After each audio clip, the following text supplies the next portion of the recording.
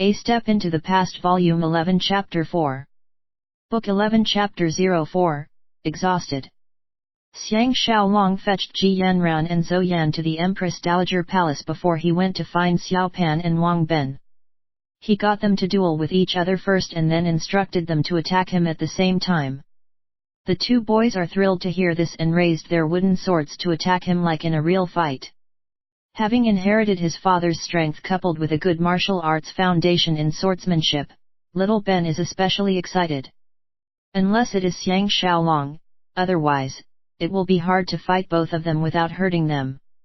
Xiang Xiaolong shifted to the side and evaded a thrust from Wang Ben.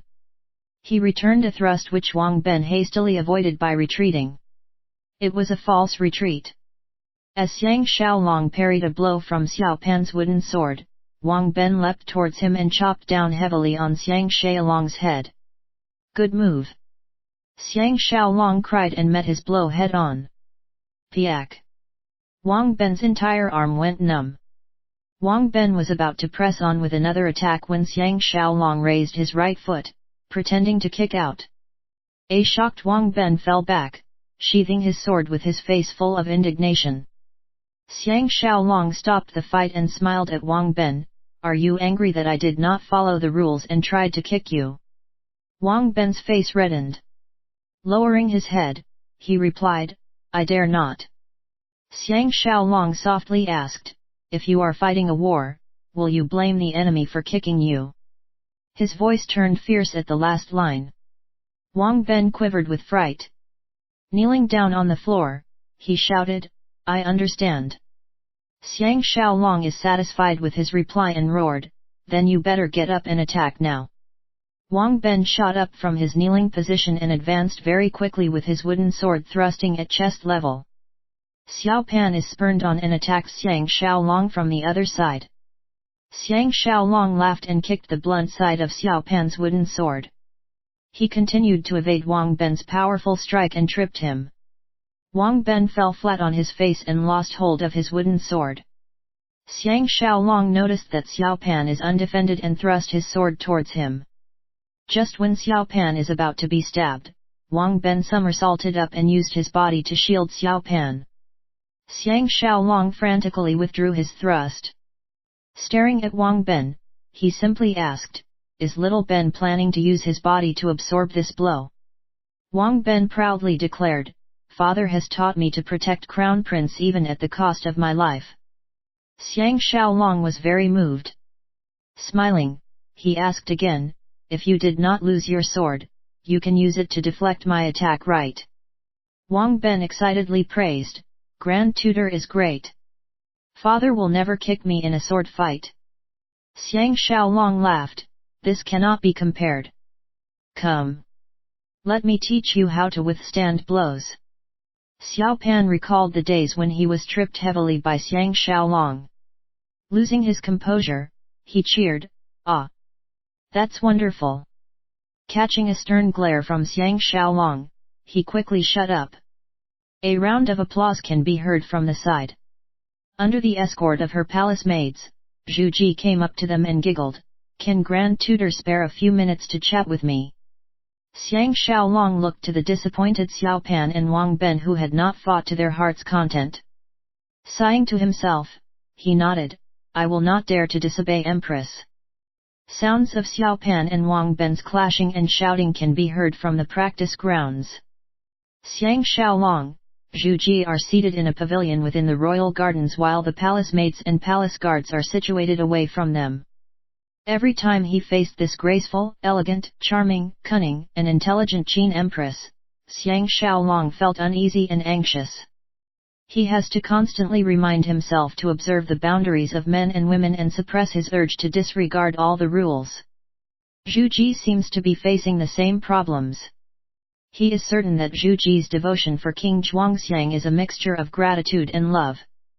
Between himself and Zhu Ji is an exciting and wild passion. After all, they had met under extraordinary circumstances. Suppressing her emotions, Zhu Ji looks especially charming. Zhu Ji plainly gazed at him and lightly sighed, I have barely seen you a few times when you have to leave again, making me melancholic. AI. How can I ever repay you? You have saved us both mother and son and taken revenge for me with Li Cheng and Zhao Mu. Xiang Xiaolong dare not look straight at her. He respectfully said, that is my responsibility. If Empress has other wishes that I cannot fulfill, it is my fault and not yours. Zhu Ji reproached, even you are playing games with me. Everyone is respectful and fearful of me now. If you, my confidant, are really afraid of me, who else can I pour out my sorrows? Lu Bue is avoiding me like the plague and you are following his example. Xiang Xiaolong sighed, the most fearful place in the world in the royal palace. Doesn't Empress know that someone is trying very hard to replace you mother and son? Zhu Ji's mouth curled up in a smile. She casually mentioned, in terms of scheming, I have my fair share of experience. Grand Tutor Xiang need not be worried. She giggled, do not behave as if I am always trying to seduce you. Although life in the palace is boring, I am satisfied to just watch Zheng grow up and do not care about other things. If this discussion carries on, something bad will happen. Xiang Xiaolong changed the topic and asked, who is actually coveting this throne? Zhu Ji batted an eye at him. After a short moment of reflection, she replied with disdain, most of the Qin officials are amiable. Only those in Lord Gaoling's camp and Lord Yankin's camp are hostile towards us mother and son. The others are either bribed by Lu Bue or just onlookers. I don't believe they are capable of anything drastic. Xiang Xiaolong asked, who is Lord Gaoling? Zhu Ji replied, Lord Gaoling is Ying. Originally, he is supposed to be the next king of Qin.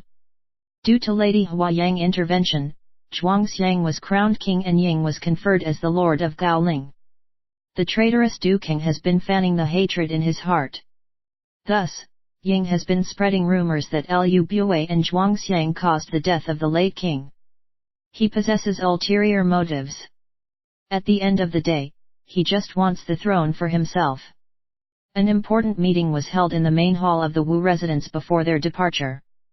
Wu Yingyuan started, this coming year shall be a challenging period for us since we come to Xianyang. Not only is Xiaolong away, Premier Lu has to lead an expedition to eastern Zhou. Only Master Tu is left to hold the fort in Premier residence and he may be overwhelmed by work. Luckily, I have cultivated many supportive relationships over the past year. As long as we maintain a low profile, everything should be fine. Teng Yi updated Xiang Xiaolong, we have discussed this earlier. Big brother Wu Zhou and Wu Guo will stay behind and assist in managing the residence. In case of any trouble, we are not powerless. During this time, we will send most of our men back to the farms and avoid all the issues happening in Xianyang City. Xiang Xiaolong suggested, why don't second brother stay back as well? Sister-in-law is giving birth soon and... Teng Yi interrupted, speak no further. This trip seems simple but it is hard to predict the reactions of the 6 states. If I stay behind, how can I sleep peacefully at night? Hearing the 2 words AA giving birth, everyone has an uncomfortable expression on their face, especially Wu Yingyuan. Xiang Xiaolong is feeling bad that his failure to impregnate Wu Tingfang is becoming more and more obvious. Back in the 21st century, he can undergo hospital checks to find out the real reason. During these ancient times, everyone is equally ignorant. Wu Zhou sighed, I regret not being able to accompany third brother on this trip but there is no other choice. AI. Tao Fang added, your elder brothers have selected 12 of the best fighters from the elite brothers to be your personal escorts. Every one of them can fight 10 men and will be of great help to you. Xiaolong must never travel anywhere alone. There are many people who cannot wait to get rid of you. I heard that Lord Yangchuan has sent a top assassin to assassinate you during this trip. He wants to get rid of this thorn in his flesh and affect Lu Bue's standing as well. Xiaolong, please be cautious. Xiang Xiaolong nodded. Wu Yingyuan sighed, is Xiaolong really bringing Ting Fang and Princess Qin with you? Tao Fang suggested, why don't you bring Chun Ying and her fellow maids with you? They can wait on the 3 madams, WTF, ZQ, JYR. Xiang Xiaolong happily agreed and reminded himself to guard against Lord Yang Xuan. Wu Yingyuan remarked, Premier Lu has spoken to me about this trip. He will present you with various valuables and 3,000 pieces of gold as bribes for this trip. On our side, we will prepare 100 top-quality horses, a group of courtesans, and an additional 3,000 pieces of gold. This should help Xiaolong satisfy the appetite of those greedy men. Hearing this, Jing Jun was amazed, this can feed me for 10 lifetimes. Teng Yi was downcast when he heard about giving courtesans as gifts. Xiang Xiaolong sighed, any gift is fine but I am not comfortable with giving courtesans as gifts. Can father-in-law exclude this item? Wu Yingyuan is slightly surprised. After staring at Xiang Xiaolong for a while, he nodded, since Xiaolong has such a weird dislike, I will not force you. More discussions are held and the meeting was concluded. Ji Yanran happened to come back home and is received by Wu Tingfang and Zhao Qian. They were chatting about the proud and cold widow Qin Qing. Somehow, Xiang Xiaolong is not keen to hear anything that concerns her. Ting Fangshi's early death has made him more conscious about the heavy burden of a serious relationship. From the viewpoint of a 21st century custom of monogamy, his 3 wives are making him feel like the luckiest man on earth. Moreover, there is still Zhaoya and Zhao Ji waiting for him at Daliang. Enough. He does not want to be distracted by women anymore. His only wish is to help Xiao Pan ascend the throne and control Qin. He will be able to retire and live the rest of his life in complete bliss. Out of nowhere, he is beginning to feel exhausted. When Xiang Xiaolong got up, he entered the palace and taught Xiao Pan and Wang Ben how to fight with their bare hands.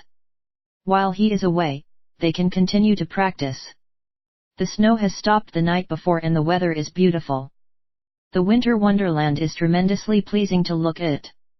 Others may not find it special but he, Xiang Xiaolong, is from another time zone. These snow-capped ancient-looking palace constructions is causing him to immerse in his surrounding and forgetting who he is. His past is like a dream. His present life is like another dream. Sitting alone in the pavilion, he watched Xiao Pan and Wang Ben as they sparred. The boys were enjoying their session when Qin Qing's sweet voice sounded behind him, "Ai! Grand Tutor Xiang!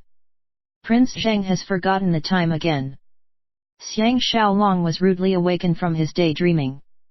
Turning back, he saw Qin Qing dressed in a yellowish-purple gown with a white and fluffy cloak. She gazed peacefully at Xiao Pan and Wang Ben. Xiang Xiaolong hurriedly stood up and greeted, "Good morning Grand Tutor Qin. Let me fetch the crown prince." Qin Qing's eyes turned to him and she greeted him in return. Shaking her head, she objected, "The crown prince is enjoying himself very much and Grand Tutor Xiang has made an effort to come all the way here. We shall let him skip today's lesson." Xiang Xiaolong remembered that more political infighting will take place tomorrow. He sat down and plainly invited, "Grand Tutor Qin, please have a seat." Surprisingly, Qin Qing obediently sat down on the other side of the stone table.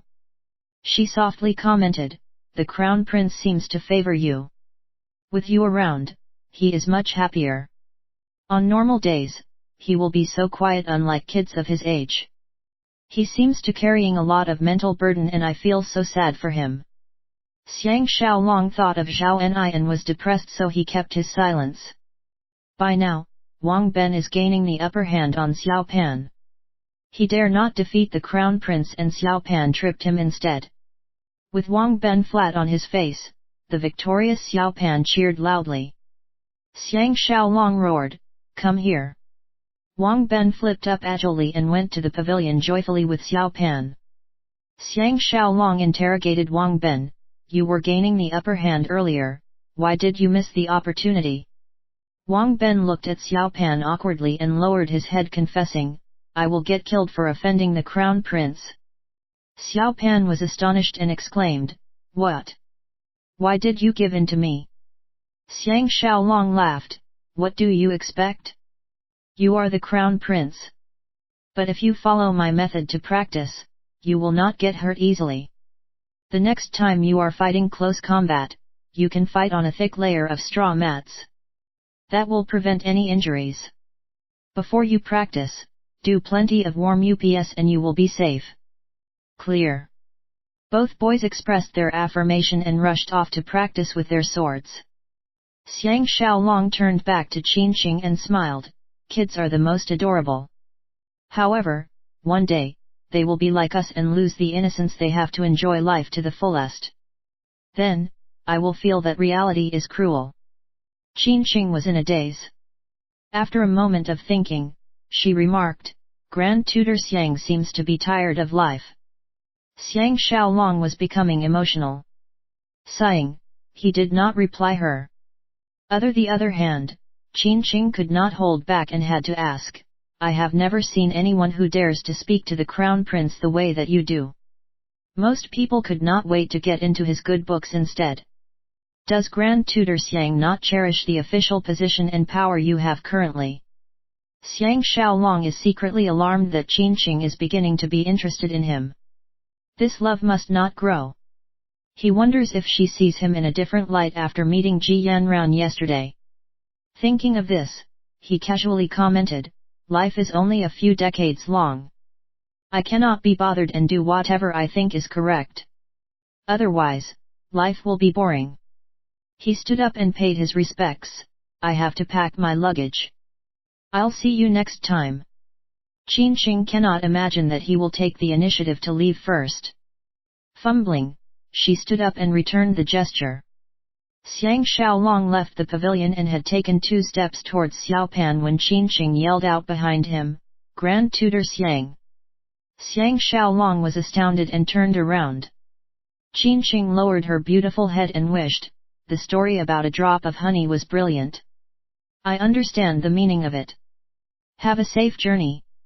Her face reddening, she turned around and left. Xiang Xiaolong smiled bitterly to himself. Later, he must interrogate Ji Yanran and find out what other secrets have she revealed to this lady who is as beautiful as herself.